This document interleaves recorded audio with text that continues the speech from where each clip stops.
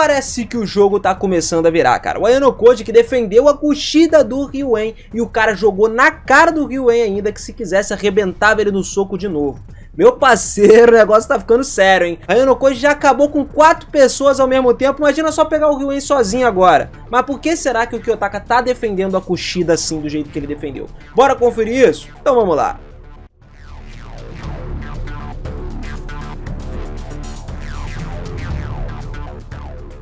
Fala seus otakus, beleza? Eu sou o Binas e sejam muito bem-vindos a mais um vídeo aqui do canal. Quando a Ayano Koji estava saindo no local do refeitório lá, depois de terminar sua refeição, ele notou o Katsuragi, que estava comendo sozinho numa mesa no canto, silenciosamente levando a comida até a sua boca. Isso bateu uma curiosidade ao Ayano Koji com toda a situação que estava acontecendo com ele. Então o Kiyotaka observou um pouquinho, o que levou ele a ver uma cena um pouco estranha. Oda, um aluno da classe do Ryuen, viu o Katsuragi e estava prestes a ir falar com ele, quando então Matoba e Baba apareceram ali, que são alunos da classe A, e interviram, deteram o Oda quando foi falar com ele. Depois que eles falaram com o Oda, ele foi para um outro aluno aí, enquanto ainda prestava atenção no Katsuragi, ficava olhando. Era como se eles estivessem tentando impedir o Oda de entrar em contato com o Katsuragi de qualquer forma. Aconteceu não apenas uma vez, mas 2 ou 3 vezes nesse meio intervalo de tempo aí. Matoba era um membro do segundo grupo, mesmo que o grupo que o Katsuragi era. Não seria surpreendente se eles estivessem sentados na mesa de Katsuragi, mas ele estava fazendo exatamente o oposto, ele não estava sentado lá. Parece que alguns dos alunos da classe A fizeram algumas coisas aí bem meio que insidiosas contra o Katsuragi. O Ayano Koji poderia ter deixado eles em paz, mas decidiu tentar entrar em contato com o Katsuragi também. Matoba sentiu a sua aproximação e rapidamente foi até ele dizendo pro Ayano Koji que ele estava no meio de uma pequena atividade em grupo com o Katsuragi aí e pediu para deixá-lo em paz. Se ele dissesse isso aos outros, que era um problema do segundo grupo, até mesmo os colegas de classe de Katsuragi teriam que recuar, independente. Provavelmente por isso que o Oda entendeu e imediatamente foi embora, não ficou insistindo ali. Mas o Kiyotaka não sabia se esse era um consenso da classe A ou era apenas um comportamento egoísta por parte do Matoba. E se nos bastidores de tudo aí tinha a intenção de derrotar a classe do Ryuen no final das contas. De qualquer forma, para um terceiro, né, a gente tá falando assim, uma pessoa que esteja olhando de fora, esse comportamento poderia ser visto como um bullying insidioso. Eles simplesmente estavam fazendo o Katsuragi ficar sozinho. De repente, um novo visitante apareceu na frente do Matoba, enquanto ele falava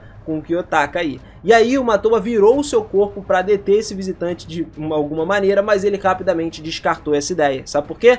Ele engoliu em seco quando se virou, como se nunca tivesse se interferido em nada. Não admira que o Matoba não pudesse falar com ele, porque o visitante era o Ryuen, tinha acabado de aparecer, né? Ele estalou a língua ali um pouco, parou com a sua respiração, viu literalmente uma aparição inesperada do líder da classe C e imediatamente fugiu, sem nem mesmo dar uma olhada ao Matoba. E ele foi lá e se sentou na mesa do Katsuragi, né, o Ryuen. A gente sabe que o Ryuen é o cara da força, ninguém se atreveria a lutar diretamente contra ele, tirando o Ayano Koji. Lá eles começaram um diálogo no qual o Ryuen fez questão de insultar o Katsuragi, dizendo que ele estava afim de olhar para o rosto miserável dele. O Ryuen estava tentando mostrar que isso tudo aí era o que significava trair a classe de verdade, e que era tarde demais para o Katsuragi se arrepender agora. Mas mesmo assim, o Katsuragi não deixou, né, cair em momento nenhum. Ele disse que estava pronto para poder morrer pela sua classe atual. Talvez ele estivesse escondendo os seus verdadeiros pensamentos, mas o Kiyotaka poderia dizer que ele estava firmemente ciente do seu status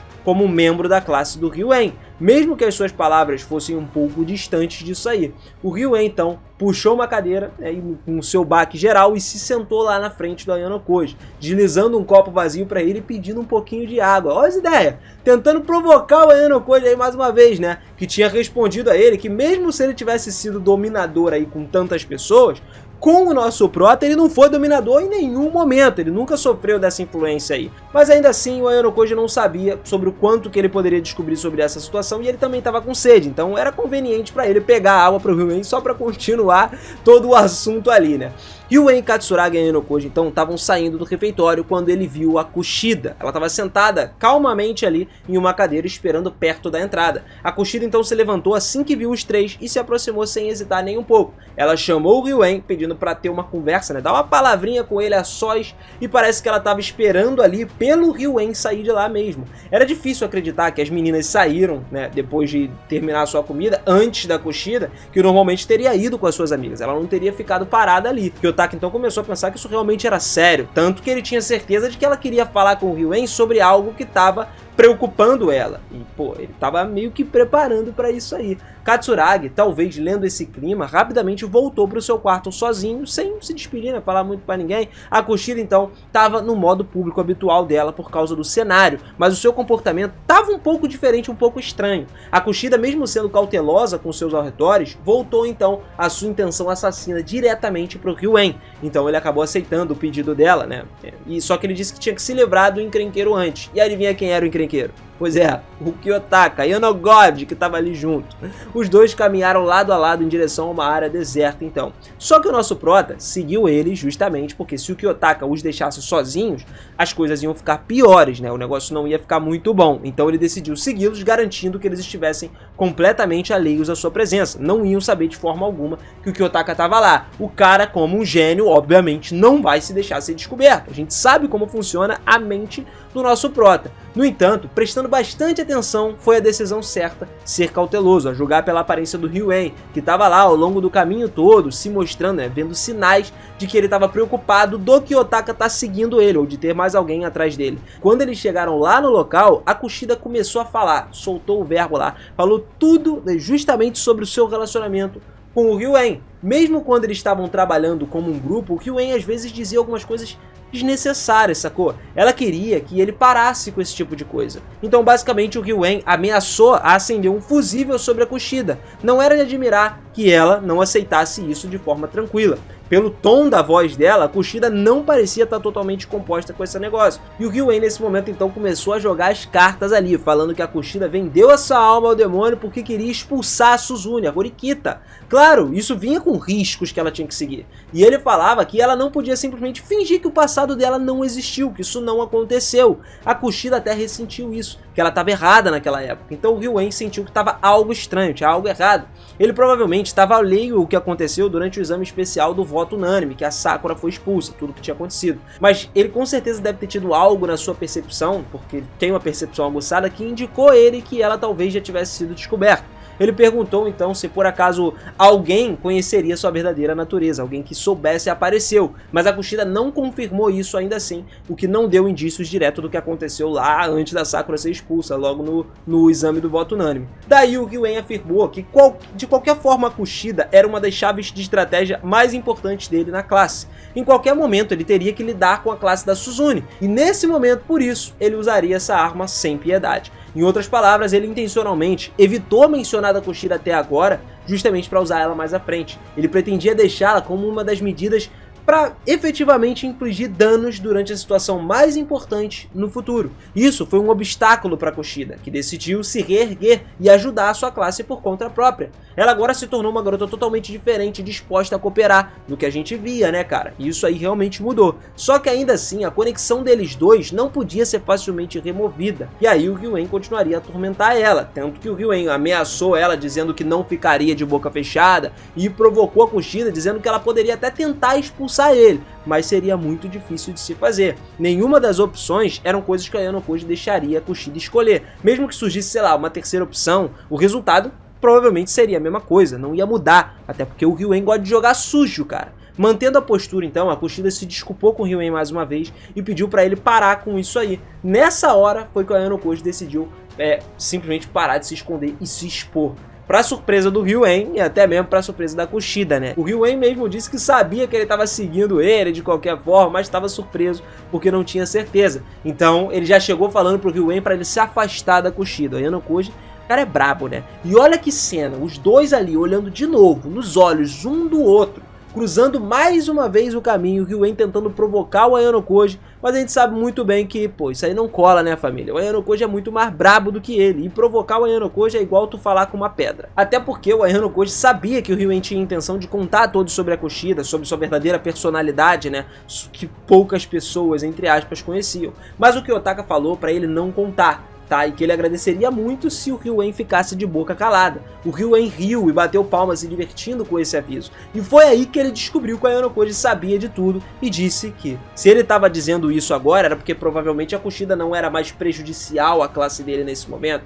Ryuen sorriu agradavelmente, tendo obtido uma resposta para sua surpresa também, a esse ponto aí, onde o Ayano Koji confirmou que a Kushida agora estava dando um novo passo na vida, estava indo mais à frente como colega de classe da Horikita, e ele não iria deixar o Ryuen destruir isso com as suas provocações. A Kushida até reforçou que ninguém vai acreditar em uma palavra do que o Ryuen falasse. Ela confrontou ele insuportavelmente, só que o Ryuen não recuou também não. Contra ela ele não vai recuar. O que era necessário agora não era um impedimento verbal indiferente, mas sim uma restrição completa de movimento. E o Ryuen afirmou que se ele decidisse expor a Kushida, não tinha nada, nem ninguém que pudesse fazer qualquer coisa para impedir ele. Ele deu um tapinha no ombro da Kushida e aí ela não conseguia esconder a sua ansiedade e a humilhação que ela estava passando nisso daí.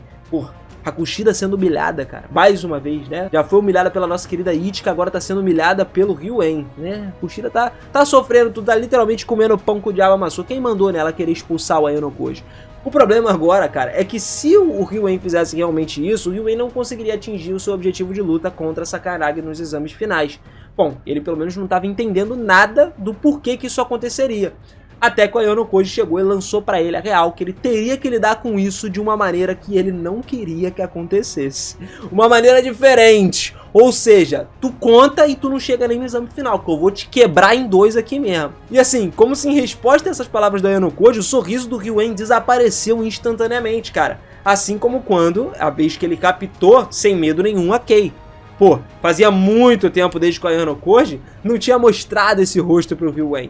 Então o Ayano Koji interveio entre o Ryuen e a Kushida e empurrou o Ryuen de novo, ainda mais para longe. A Kushida confrontou mais uma vez ele, dizendo que mesmo se ele optasse por permanecer em silêncio aqui e agora, não tinha nenhuma garantia, né, de que ele não ia expor ela depois mais pra frente. E aí a Kushida parecia forte, cara, ela se mostrou uma pessoa diferente, mas então levantou levemente as mãos. As coisas se acalmaram um pouco depois disso, e o fato é que se o Ayano Koji não tivesse se envolvido, a Kushida poderia ter sido uma arma pro Ryuen, tá ligado? Mas o Kiyotaka mesmo disse que ele não iria mais expulsar a Kushida. Ele até falou que já pensou em uma contramedida para caso essa situação chegasse, né? Caso acontecesse alguma coisa, que a Kushida esteja meio que pendurada novamente. Sinceramente, galera, não tem sentido se ele acertar com uma estratégia que não funciona e perder por causa disso daí, não? Com certeza não faz sentido nenhum. Tem sido uma experiência muito boa pro Kiyotaka dele ver uma abordagem incompleta não funcionar se ele quisesse derrotar o Ryuen. Então o Kiyotaka tinha certeza que o Ryuen iria desafiar a classe da Horikita para uma luta com uma estratégia que ele mesmo nem conseguia pensar.